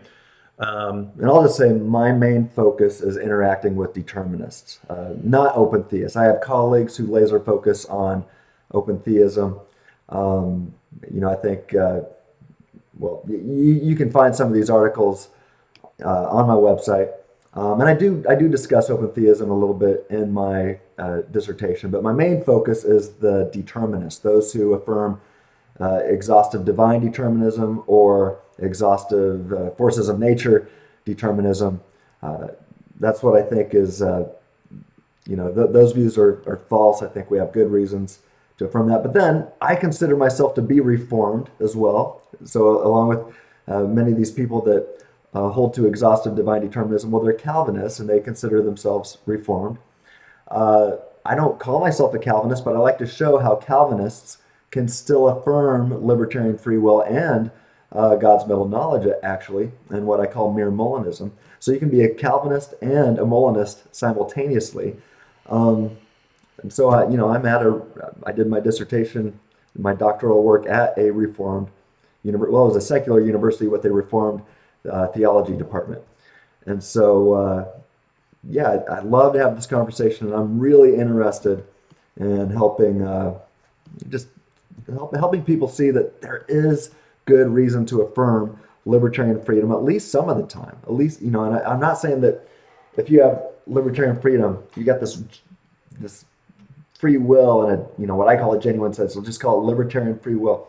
That doesn't mean that you can go out and freely do whatever you want. It doesn't mean you can freely choose to jump to the top of a skyscraper. Mm-hmm. That's not within my nature. It's not saying unlimited freedom to do anything. Right?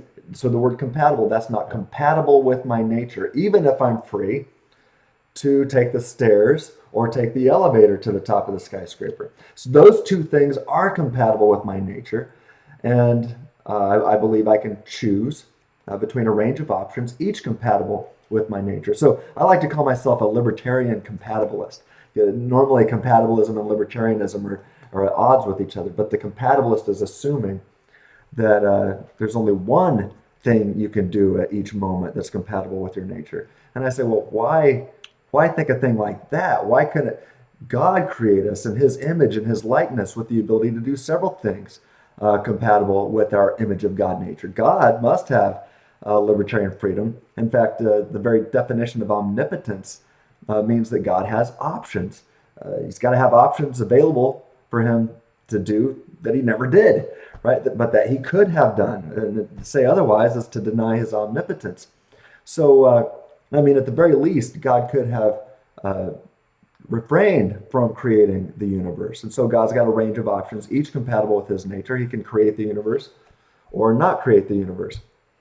And so, why can't God create humans in his image who have the same kind of ability?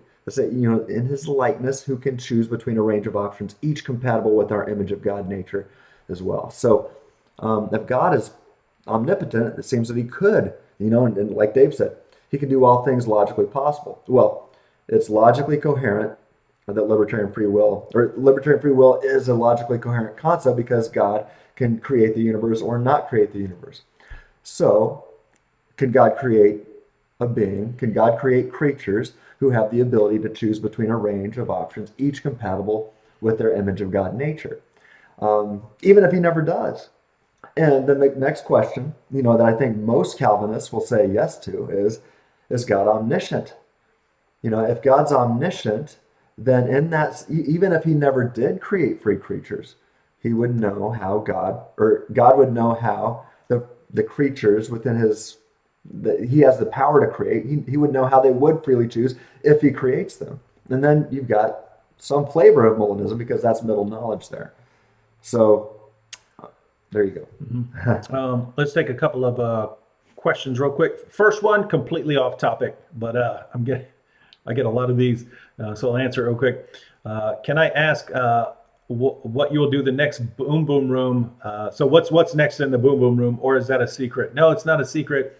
The next Muhammad's Boom Boom Room is Muhammad meets Jeffrey Epstein. The only reason I haven't made it yet was we already recorded it. We've recorded, I think we've recorded, I don't know, 4 or 5 more episodes that we haven't posted yet. But the Muhammad meets Jeffrey Epstein, I just, I ordered a gray wig, but it kind of didn't look like Epstein's hair, so I already wasn't. That's why I shaved, so I could be Epstein because he was clean shaven.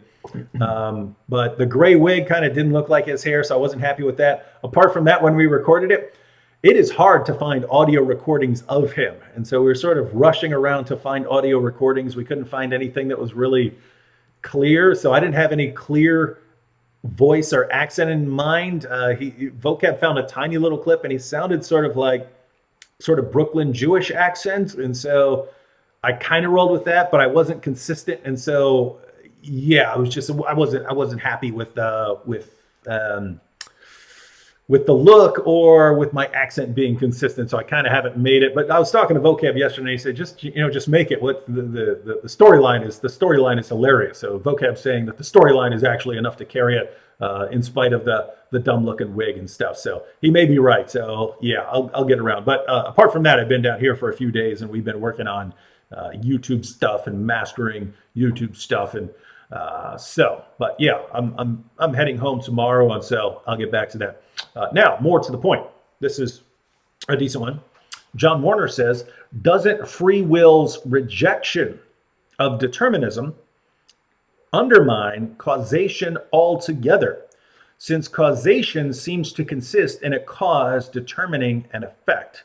What is your concept of causation? So if you have matter of fact, let's just go ahead and read it again. Doesn't free will's rejection of determinism, so free will in the libertarian sense, keep in mind there are compatibilists who believe that you do have free will in an important sense, and that we are determined, right?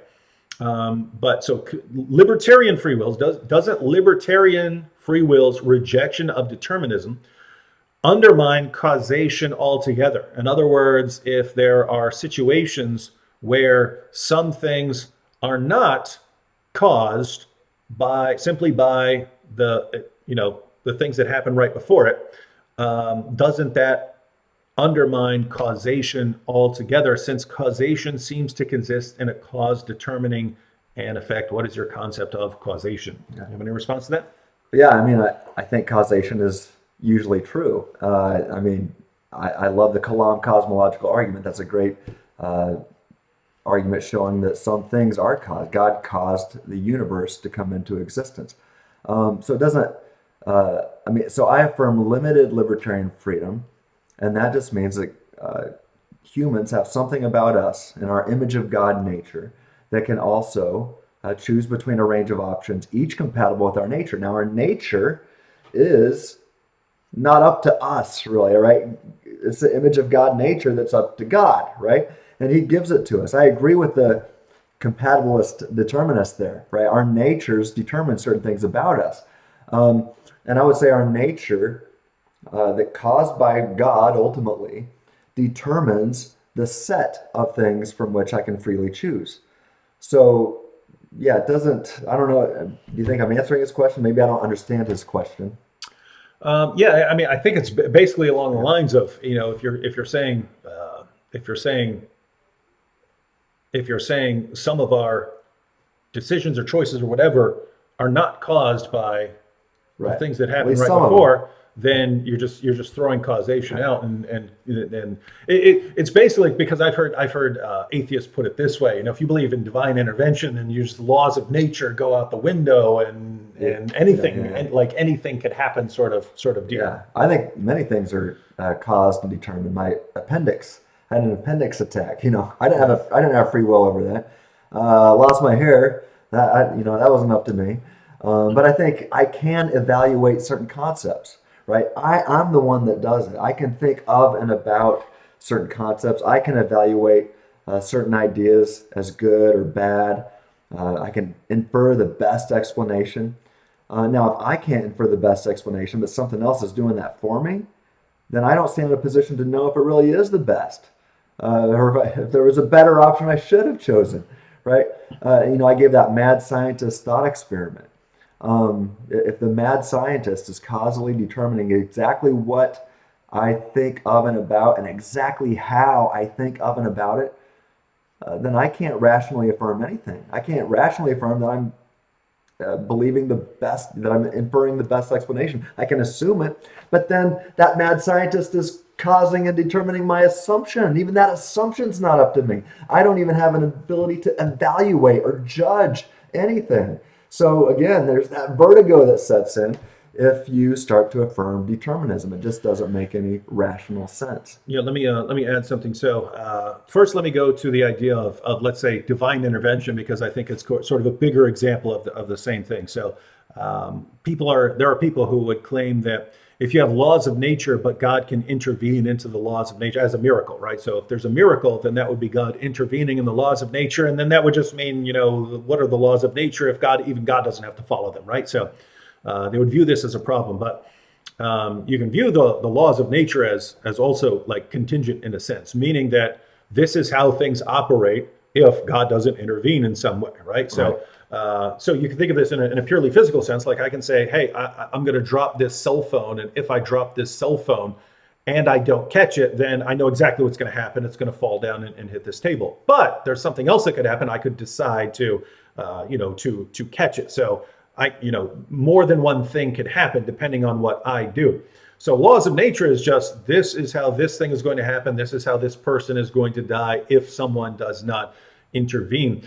You can believe the same thing about causation if you also believe in libertarian free will. You can say, this is how these particles are going to move, and this is how these things are all going to happen, straightforward cause and effect, unless someone uses libertarian freedom to alter things in one way or the other. So that doesn't destroy causation. There's still causation all over the place, right? And I mean, even with the libertarian free will, you have the self who's causing things and so on. It's just not prior things that are prior to the self, thus, going out and causing them. Was that clear at all? Yeah, I like it. I like this next question here from Abdu. Abdu says, X this out, I could scroll down, but Abdu says, we don't have free will unless Jesus frees us of slavery to sin. Slaves don't have free will. What are your thoughts on that? I have a whole bunch to say about that. Number one, let's just assume that's true. All right, if I granted that for the sake of argument, then fine. Then some people have free will. And I already talked about a biblical example. I said at least Christians have libertarian free will, because every time the Christian is tempted to sin, God promises to provide a way of escape so that you don't have to sin. So what follows from that? Since you still sin occasionally, when the Christian sins, you could have done otherwise. We're not just talking about sourcehood libertarian freedom here. We're talking about the principle of alternative possibilities. You had a range of alternative options from which to choose, and you failed to do the right one. So you're responsible. Like I said, don't say that Satan made me do it, and definitely don't say that God made me do it. He gave you a way of escape, and you didn't take it. So at least Christians have libertarian freedom, and so that's all I need to argue for that at least some things are free. And then I'm going to say, well, is God sovereign over those free choices? And when did God know how you were going to freely choose? I contend that God knew how you would freely choose as a Christian logically prior to his creative decree. And that doesn't, and remember, I said knowledge doesn't stand in causal relation. So just because God knows how you would freely choose and that you would fail to take the way of escape doesn't mean that you didn't freely choose to sin. So that's number one. So this, for the sake of argument, you're still seeming to affirm libertarian free will. But why think that slaves don't have any freedom? Here we're specifically talking about slaves to sin. Does that mean that the unregenerate sinner doesn't have a range of options from which to choose? Does that mean that the sinner can't choose between a range of sins or things that aren't pleasing to God? Does that mean that the sinner can't choose to rob the bank or rob the liquor store, or simply sit at home and think about robbing the bank or the liquor store? There's still a range of options from which to choose. So I think you're confusing freedom and determinism and applying this to salvation issues. But I'm trying to take a step back and let's just talk about libertarian freedom and exhaustive divine determinism. And you can have a limited libertarian freedom. I believe that Calvin and Luther and Melanchthon would all affirm a limited libertarian freedom. And And I think we can demonstrate and actually, and I quoted Greg Kokel, for example, who is a 5-point Calvinist, who would agree with you that that unless God regenerates you, then you're not free to choose. Jesus isn't among the range of options from which to choose, but you still have other options as a slave to sin. You still have a range of sinful options from which to choose. Now, I think that we can apply these issues to salvation, and that's where I disagree with the Calvinist. But I also am quite happy to when I meet guys like Greg Kokel and say, hey, we disagree on what we should allow free will to impact here. I mean, I say we can talk about that in regards to salvation. He says no, but we agree that humans do possess a limited libertarian freedom, a range of options, alternative options that are each compatible with our nature. So thank you for that question, but I do think it actually supports my position. Yeah, and my thoughts are just it kind of depends on what sort of freedom you're talking about here, because that's kind of, there are all kinds of freedoms at stake here, right? You can give multiple versions of freedom, like freedom to, it can be freedom to make a choice about anything, and then it's freedom not to sin or something like that, right? You're kind of talking about a variety of things here. I wanted to jump in here with Diva Girl Love is a Muslim woman, and apparently she's been having discussion over there. I just want to read a passage here. Diva Girl Love, she said, "Is the image of God black or white, male or female? Is the image of God black or white, male or female?" Diva Girl Love, you're the image of God. Mm-hmm. I'm the image of God. Tim is the image of God. Human beings are created in the image of God. We're the image of God, right? As far as male and female, let me just read for you. It's the opening chapter of Genesis. You could have read it. You could have stopped and said, let me read the opening chapter of Genesis. Genesis 1:27. Matter of fact, let me go back to verse 26 because it's awesome, right? Yeah. Then God said, let us make man in our image after our likeness. Hey, who's the us there? Who's the us there? Diva Girl Love. Who's the us? You can't say angels. Angels aren't the ones creating, right? But God says, let us create man in our image after our likeness, and let them have dominion over the fish of the sea, and over the birds of the heavens, and over the livestock, and over all the earth, and over every creeping thing that creeps on the earth. Now, what does God mean by man? Does he mean, men, people with testosterone? No, next verse. So God created man in his own image. In the image of God, he created him. Male and female, he created them. So man is used in the generic sense of human beings. And then he specifically says that he created male and female in his image. So Amen. Guess what? We're all men and women created in the image of God. And what's interesting is, notice that us right there. God said, let us make man in our image. Something very interesting happens with the creation account of Adam and Eve. You have Adam, and Adam just means man, right? So God creates man, but Adam is also a name, right? So man, that's human beings, but Adam is also a name meaning man, right? And then there's Eve, but Eve is also called man, right? So man in our image, male and female. So Eve is also called man. So notice, Adam and Eve are both man in the sense of human being, but Adam is man in that's actually his name. But notice what happens there. Adam and Eve are both man in the one sense, and yet Eve is from man as well, and Adam is named man, right? Now you may be wondering where I'm going with all this. Well, that us that we have right there before that, let us make man in our image. Go to John 1 and read that in the light of the creation and how Eve can be both man and from man simultaneously, right? Because man can also be man is a name, and man is a sort of category, right? Refers to the nature, refers to what you are. Now think about that, and then read the opening verses of the book of John. So in the beginning was the Word, and the Word was with God, and the Word was God, because I heard the complaints about theology earlier on. But in the beginning was the Word is with God, and the Word was God. How can the Word be with God and yet be God? Well, that's confusing. Well, think, how can Eve be Adam and yet be with Adam? It's different. It's different because we're talking about human beings, and you can separate human beings and so on. But think about how those two things hold together right there. God is saying, "Let us make man in our image." And then if you're wondering how God can be one and yet be an us, how the Word can be with God and the Word can be God, and then you have a sort of example, and it's not the analogies and the parallels, they all break down. There's nothing that's actually like God. According to the Bible, there's nothing that's really like God, and according to the Quran, there's nothing that's really like God.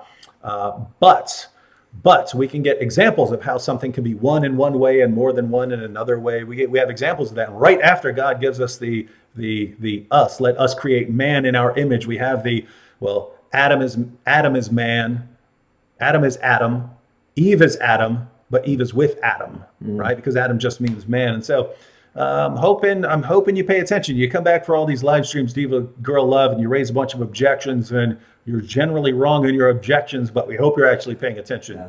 And I would just want to add, you ask not just is God male or female, but if God's black or white. And neither. God created all skin color. God created all skin and thus does not possess skin. God is an immaterial thing. The Kalam cosmological argument, which Muslims would affirm too, right? It's the Kalam argument gets us to a cause of the universe that doesn't have skin, that's not made of matter. And so what is it about humanity that allows us to be equal and in the image of God, in the same place where we get our unalienable and objective rights from as humans? It's because we are created in the image of God. And this actually is related to the topic of free will. Let me share a quick argument. It's what I call the free thinking argument. So it's a few steps, a few premises, and some conclusions. But the first premise, the first step of the argument goes like this. If naturalism is true, then the immaterial human soul does not exist.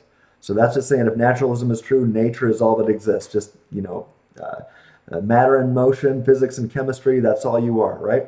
So if naturalism is true, the immaterial human soul does not exist. 2, if the soul does not exist, then libertarian freedom does not exist, because it does stand to reason. Sam Harris and the atheists and naturalists are right. If all we are is a physical body, then it stands to reason that physics and chemistry is causally determining everything about me. So I wouldn't have libertarian freedom.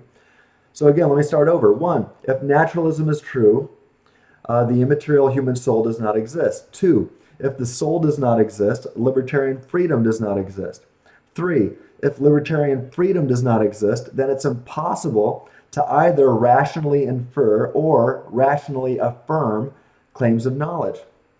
4, it is possible to rationally infer and rationally affirm claims of knowledge.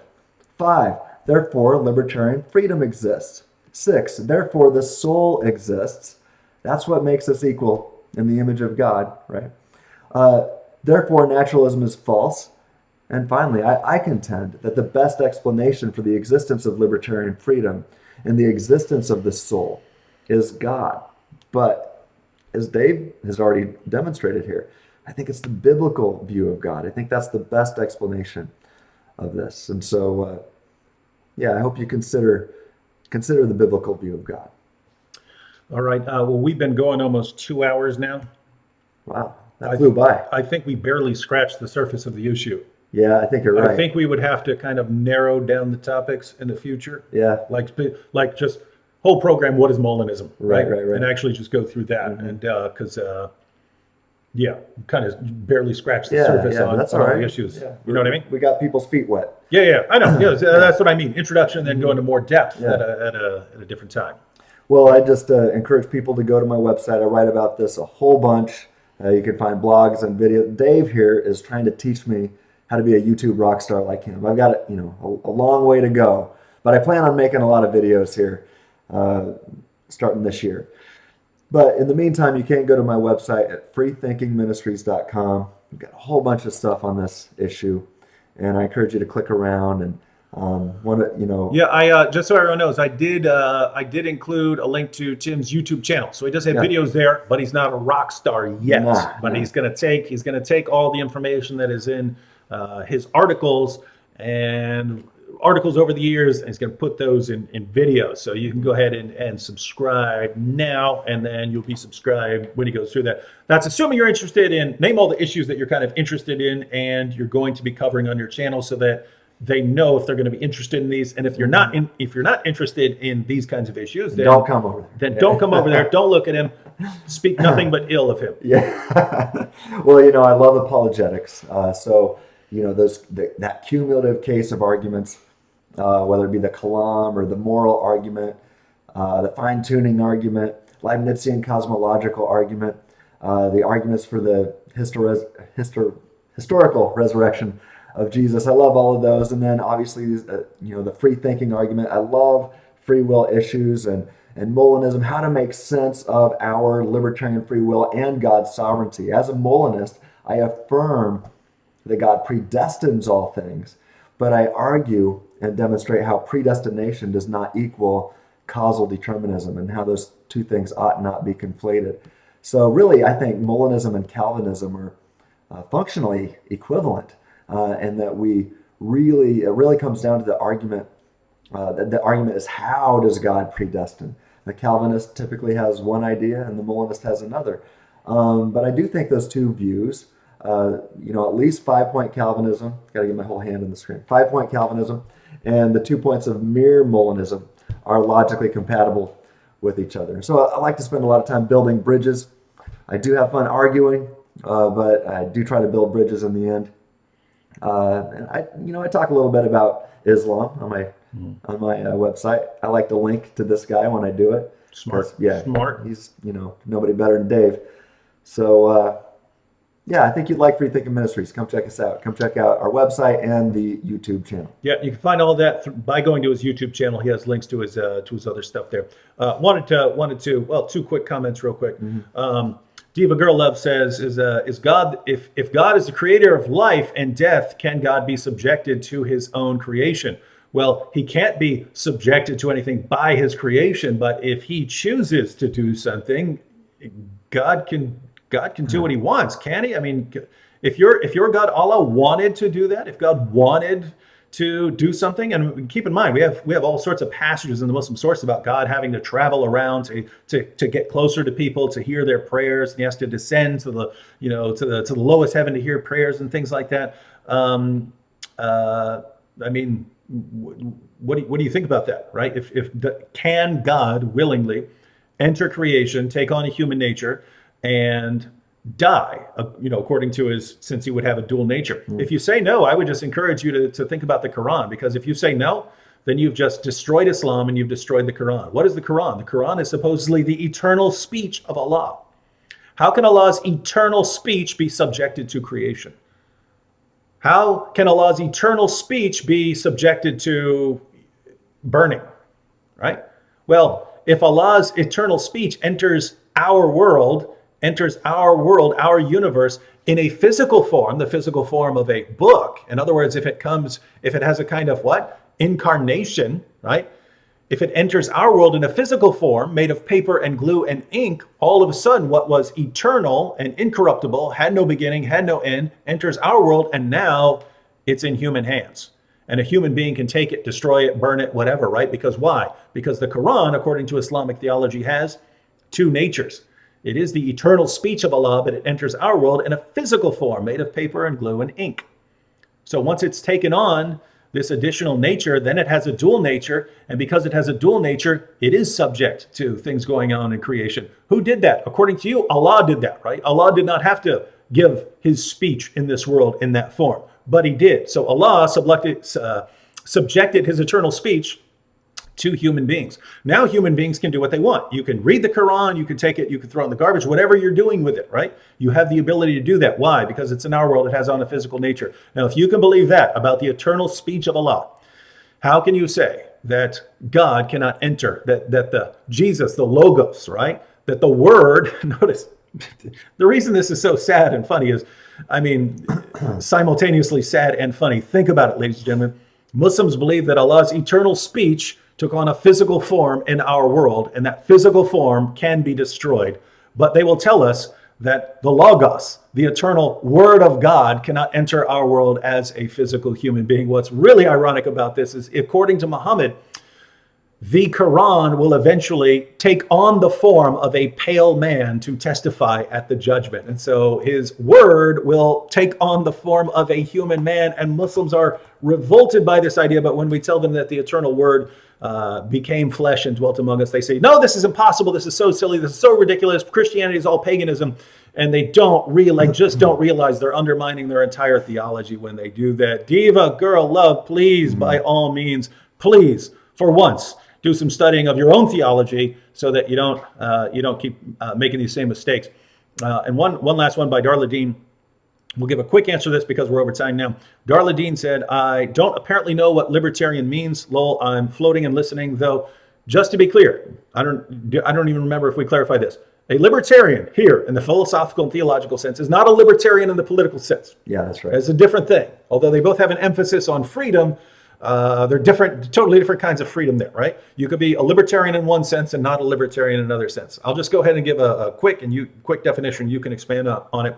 A libertarian is someone who believes that we have a kind of freedom that is not compatible with us being determined either by God or by the physical world.